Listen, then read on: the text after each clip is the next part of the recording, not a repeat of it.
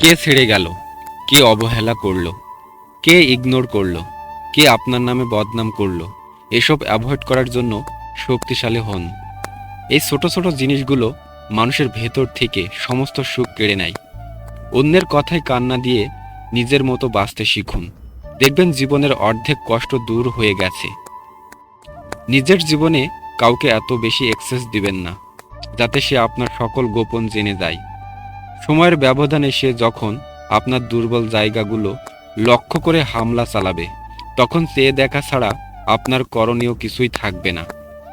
দুই ধরনের লোক কখনো সম্মানিত হতে পারে না। নাম্বার 1, যারা তামসামিগিরি করে। নাম্বার 2, যারা মুনাফিকি করে। সবসময় উপরের দিকে দেখলে হতাশা বাড়বে, মাঝে মধ্যে নিচের দিকে দেখবেন। দেখবেন আশেপাশের অনেকের চেয়েও আল্লাহ আপনাকে ভালো রেখেছেন। তখন আপনি মুখ দিয়ে বের হবে আলহামদুলিল্লাহ। কাল করব, পরশু করব, এরকম করতে থাকলে আপনার কাজটি কখনোই শুরু হবে না। করতে চাইলে আজই শুরু করুন, এখনই শুরু করুন। কারণ অলসতাকে বলা হয় মৃত সাগর। অলসতা মানুষের সকল গুণকে গিলে ফেলে। আপনি কার প্রিয়জন আর কার প্রয়োজন, এই জিনিসটা বুঝতে যত দেরি করবেন, ততদিন আপনি অনেক অপ্রত্যাশিত পরিস্থিতির মুখোমুখি হতেই থাকবেন। স্বামীর যে 5 কাজ স্ত্রীকে মুগ্ধ করে। নাম্বার 1, স্বামী যদি স্ত্রীর কথা মন দিয়ে শোনেন এবং তার কথায় গুরুত্ব দেন, তবে স্ত্রী খুব সহজেই তার প্রতি মুগ্ধ হবেন। নাম্বার 2, স্বামী যখন স্ত্রীর সঙ্গে সংসারের কাজগুলো ভাগ করে নেন, তখন খুব স্বাভাবিকভাবেই তার প্রতি স্ত্রীর মুগ্ধতা চলে আসে। নাম্বার 3, সঙ্গী মানে তো বন্ধুত্বও।